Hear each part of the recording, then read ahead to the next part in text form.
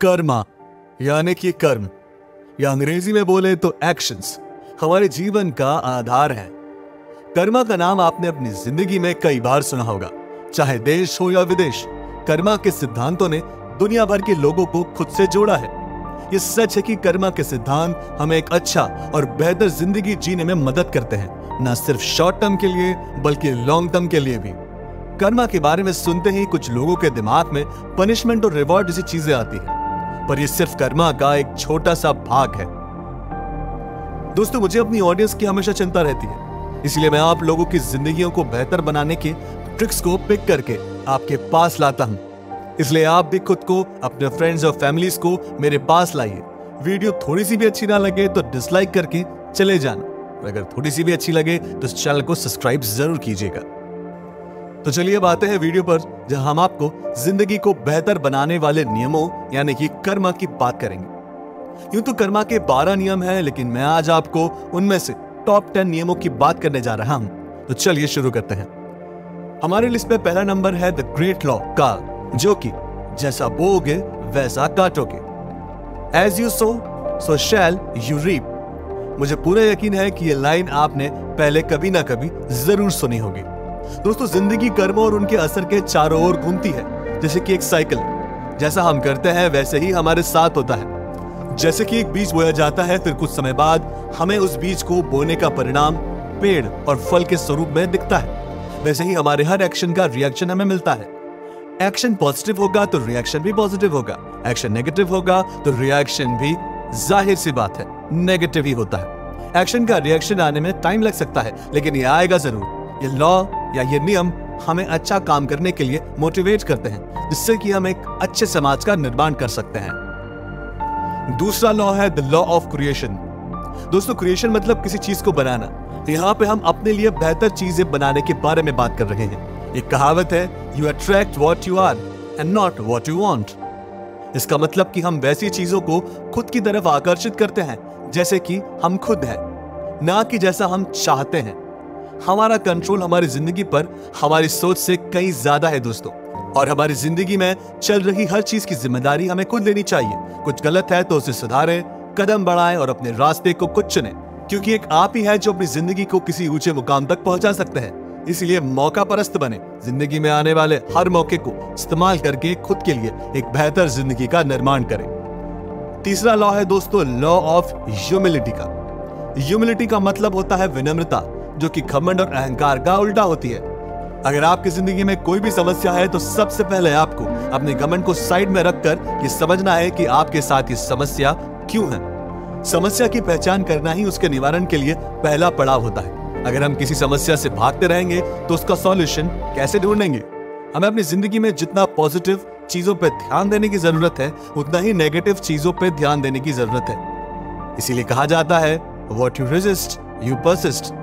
जितना हम अपनी जिंदगी में परेशानियों को अनदेखा करेंगे, वो परेशानियां उतनी ही देर तक रहती हैं। अब बारी है चौथे लॉ की, द लॉ ऑफ ग्रोथ। दोस्तों, ग्रोथ यानी कि बढ़ना, और यहाँ पे ग्रोथ का मतलब हमारी सोच को बढ़ाने से। हमारा बौद्धिक पहलू से ही हमारी बाहरी दुनिया की स्थापना होती है।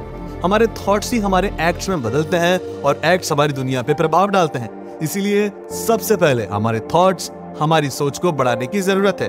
अगर हम दुनिया को सफल बनाना चाहते हैं, आपके थॉट्स की सीढ़ी ही आपको ऊंचाइयों तक ले जाएगी। इसीलिए अपने थॉट्स की अहमियत को समझिए और उस पर अपना टाइम इन्वेस्ट कीजिए।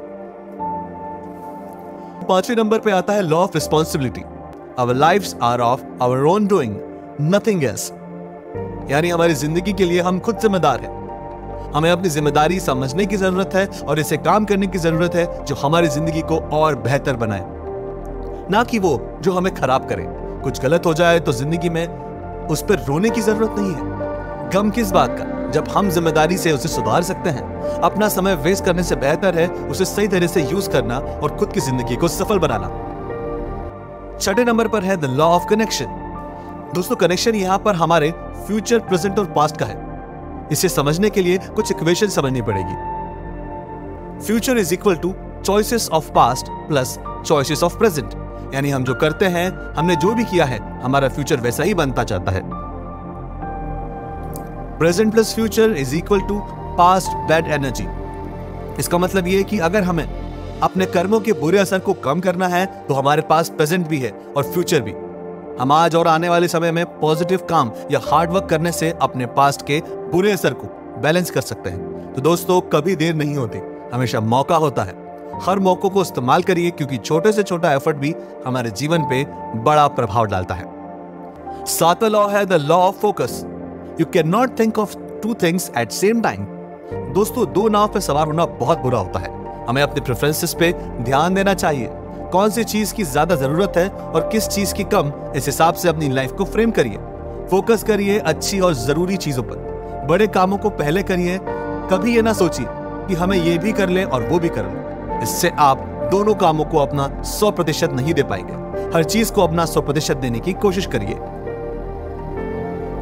आठवां लॉ है हमारी लिस्ट में the law of patience and reward. Nothing of value is created without a patient mindset. दोस्तों, दुनिया में सब्र करना बहुत जरूरी है। पेशेंस हमें रिवॉर्ड देता है। सबको पता है कि समय लगता है, कुछ पाना है तो समय लगेगा, लेकिन हार नहीं मानना है, क्योंकि सब्र रखने में ही इनाम मिलेगा। छोटी छोटी चीजों जो आपको लगे भी ना कि इसका कुछ फर्क पड़ने वाला है, फर्क पड़ता है। सबका फर्क पड़ता है। मेहनत का असर कम नहीं होता। Everything counts.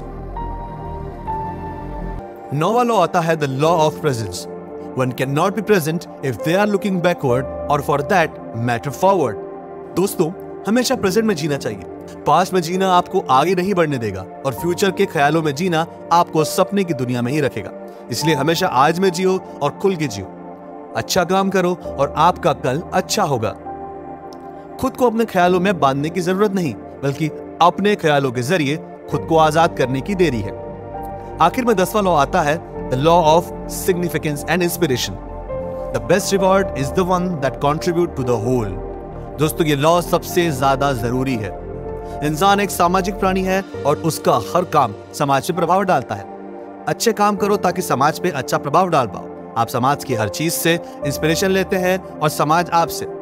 यही रिवॉर्ड है हमारा। इसी से हम खुद को और जिंदगी को बेहतर बना सकते हैं।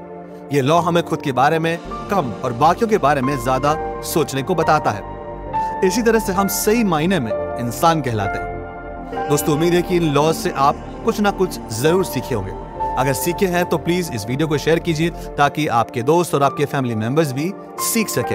वीडियो जरा सी भी अच्छी लगी हो तो प्लीज चैनल को सब्सक्राइब कीजिए, वीडियो को लाइक करें और कमेंट करना ना भूलें, और बताइए कि वीडियो आपको कैसी लगी। मिलते हैं अगली वीडियो के साथ, तब तक रखिए आप अपना ख्याल।